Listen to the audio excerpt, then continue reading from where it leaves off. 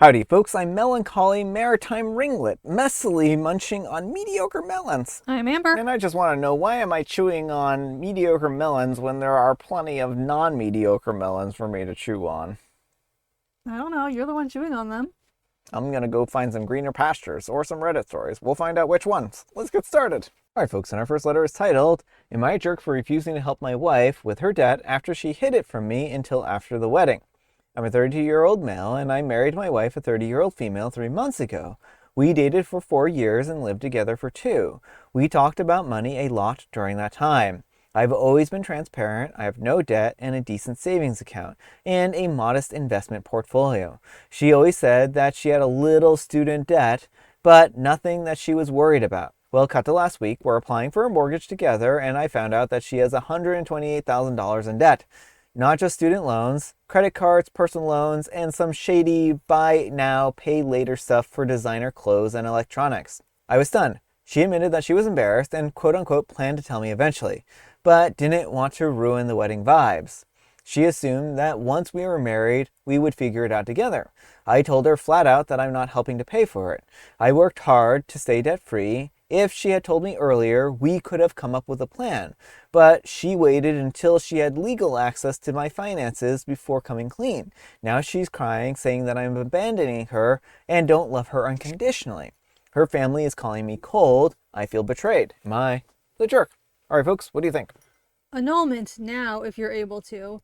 What she did is, this is such a deep deception. Really, before you get married to someone, it's important to have open and honest discussions about finances. It sounds like OP wasn't under the impression that she had a small amount of debt, and it's very typical for someone to have, say, a car loan or some student loans. Yeah. But if that amount is anything significant, your partner needs to be aware of that, because depending on where you live, they could potentially be liable for that debt. Yeah, well, the fact is that they did have conversations and she lied, right? And that's misrepresentation.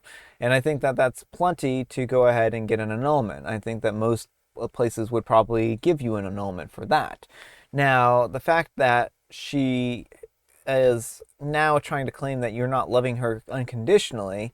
Well, she betrayed you. Right. She betrayed your trust. She claimed that she had a little student debt and that was it. Yeah, a lot of people have student debt, but the fact is that she didn't just have a little student debt. She also had credit card debt and then these buy now, pay later things. That's not a little student debt, right? Right. You married her under false pretenses. She misrepresented who she was. And I think that is okay if that changes your view on her, because she made a very significant decision about your joint financial future without your consideration. She's like, oh, I figured we could figure this out after we got married. And that's a two-person decision. You needed to be part of that. And so for her to unilaterally be like, oh yeah, well, we'll handle my debt, that's not okay. Yeah. I do think that OP should have probed a little harder when she said she had a little student debt, and that he should have gotten a little more clarification on that, because he shouldn't have been blindsided by the number, right? Not that I expect her to have told the truth about that, because a little student debt isn't $100,000 worth of student debt here, right? That's not a little student debt. That's a lot of student debt, right? Maybe not as much as some people, but not a small amount, not trivial amount like she was painting it to be. So yeah, I don't think that OP has any I think that OP should seek an annulment. But let me know what you folks think. So anyhow, take care and good luck. And JRM1102 says, no, not the jerk. You're not a jerk, and this would be ground to reevaluate your marriage.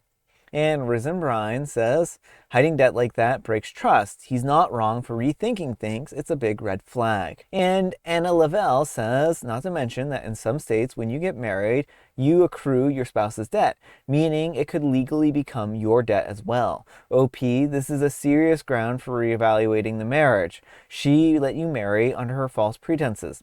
I would say that at this moment, you should consult with a lawyer and explore your options. Maybe you would be able to get an annulment. Because even in the best case scenario, if you do manage to work off the debt together in the near future, the betrayal stays. You can't erase the lies. You will always be carrying them with you. $128,000 isn't a small amount of debt to hide. It'll inevitably breed resentment between the two of you. You are not the jerk, and you have every right to seriously reevaluate your future together. Let those who judge you for doing so be the first to contribute towards paying off her loans. Sorry, not sorry.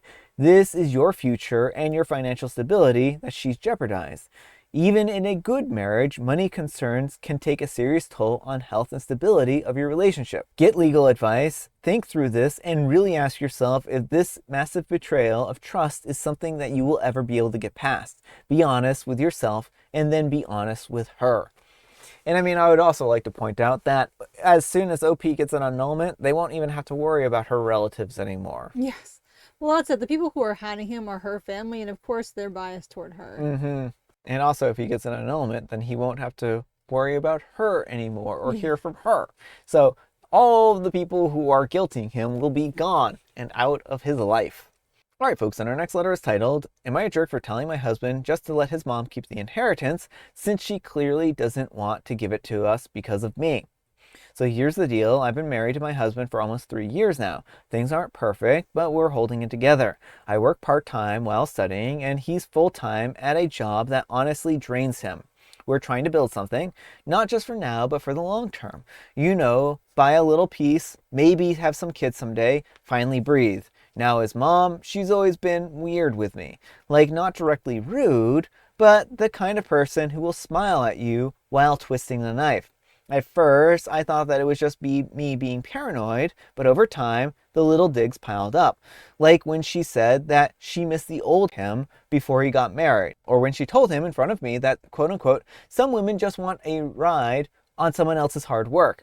Gee, I wonder who she meant. Anyways, here's where it gets real. His father passed away a little while back and left a sizable inheritance. Nothing huge, but enough to help us put a down payment on a house. The money is technically in his mom's name for now, but it was meant to be shared among the kids evenly. So my husband finally worked up the nerve to ask her if he could access part of his share. Just enough to help us get started, and she said no, flat out, not because the money's not there, not because she has plans for it, but because, in her words, as long as she is still around, I don't feel good about giving it to you.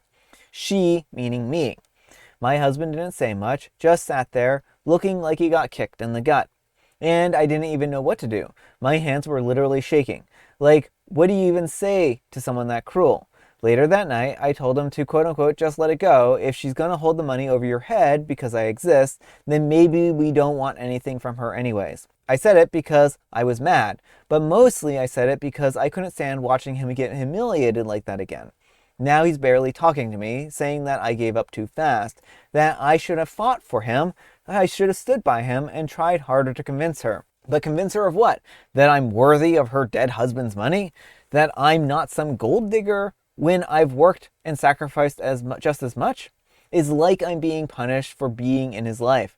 I don't even know anymore. I thought that I was helping. I thought that telling him to let it go would stop the bleeding, but now he's distant and cold, and honestly, I'm tired, so am I the jerk? All right, folks, what do you think? No, not the jerk. And I mean, what does he expect you to do? Like, his mom very clearly has one impression of you. Why hasn't he been standing up to his mom all along? Like, you have a husband problem here. He is expecting you to do the impossible to somehow magic your way into his mom's good graces. His mom has decided she doesn't like you. He says she's decided to punish him endlessly for being with you. And that's not on you to fix. And I mean, depending on whether it was in writing, like if it is put in the writing that the money is supposed to be split between the kids, then it might be worth pursuing legal channels. But if it was all just verbal, I mean, it's going to be tricky, and it might be best to just forget about the money and build your own wealth. Yeah, I think that's all sound advice, and I think that, again, depending on what the will actually said, that they and their husband might actually have a chance at getting that money no matter what. But here's where I have the problem, and I think that you kind of mentioned it. All this time, when she's made these comments and she's been saying these things, he never stood by her and stood up for him and never fought for him, for her, right? Yeah. And now he's like, oh, well, you're not doing enough to stand by my side. No, I mean, that's a double standard. And plus, she is standing by him. She's just not wanting to see him beg and plead and, scrape and, whatnot. Right. She's not like running after the money. She's standing with her partner and being like, we can build our own future. I mean, I think he just wants to be handed the money, and Yeah. like if he feels entitled to it, that's understandable. But it's not OP's responsibility to get him this money. Mm-hmm. His mom is the one who's in the wrong, and like he should be having an issue with his mom and how Yeah, she's treating OP. exactly. But let me know what you folks think. So anyhow, take care and good luck. And Signal Shoulder 3109 says, not the jerk, your mother-in-law and husband are the jerks here. He should be sticking up for you, and if he doesn't, then the twisting of the knife will only continue and lead to bigger problems with her. And to add, does she not realize that you two are thinking of children? She doesn't seem like someone who would be a nice grandmother. Maybe cutting her off will open her eyes. And OP replies, thank you for your insights. You're right. If he doesn't set boundaries now, it could only get worse. I really appreciate that perspective. And Careful Use 4913 says, not a jerk, I'm with Signal Shoulder here. It was 100% not your place to say a word to his mom. It was 100% his job to say, what do you mean as long as she's around? She's my wife. She's not going anywhere. Yeah. Yeah. And Funny Character 4437 says, your husband needs clarity from a lawyer on what his father will stated. If his father just left everything to his wife, then it's her money now and she can do with it as she pleases, including using it to lord over your husband, to fawn over her, and eventually leave you. If the will states that your husband was directly given the money from his father, then she needs to make with the money. Not the jerk in either scenario, though, as no part of this is anything that you can control. All right, folks, and our next letter is titled, Am I a Jerk for Forcing My Husband to Tell His Parents About His Financial Situation? My husband, a 33-year-old male, has been financially supporting his family, parents, and siblings from a very young age due to various reasons. We got married a couple of years ago, and while we were dating, I was never made aware of just how much he was financially supporting them. Initially, my mindset was it's his money and he should help his family in whatever capacity he can. I love him and I wanted us to support them. As we moved in together, I realized just how much this financial burden was, because despite us both making substantial salary, we were living paycheck to paycheck, and I was often left to pay for big joint expenses on my own, house-related expenses, trips, etc. Well, then we made the decision to leave the UK, and my husband has been out of work for 6 months, though through no fault of his own. During this time, I have essentially been supporting us as a couple and his family, but he has refused to tell them about the situation. As a result, they've bought a new car, which we have to contribute to monthly, and have expected small things here and there, since they don't know that it's just me paying for things. They are completely unaware of my involvement and have even thought about bigger things like buying a house for themselves with my husband's help and various other expenses. I am incredibly frustrated with my husband because he has continued to pretend everything is fine to them. He hasn't prioritized my emotional or financial needs at all and refuses to be open with his family. He says that having been the breadwinner for his family for all his life, it's too difficult to come clean about the situation now, and he doesn't want them to worry. I've reached my limit, and I've told him that if he doesn't tell them what's going on, then I will. To reiterate, I have no issue with the monthly financial support that we've been providing. My issue is his lack of communication and what that means for our relationship in the long run. How will he balance our future family against his parents wanting to buy a house, etc.? Am I the jerk? All right, folks, what do you think? No, not the jerk. And I think you're very right to be thinking about what this spells for your future.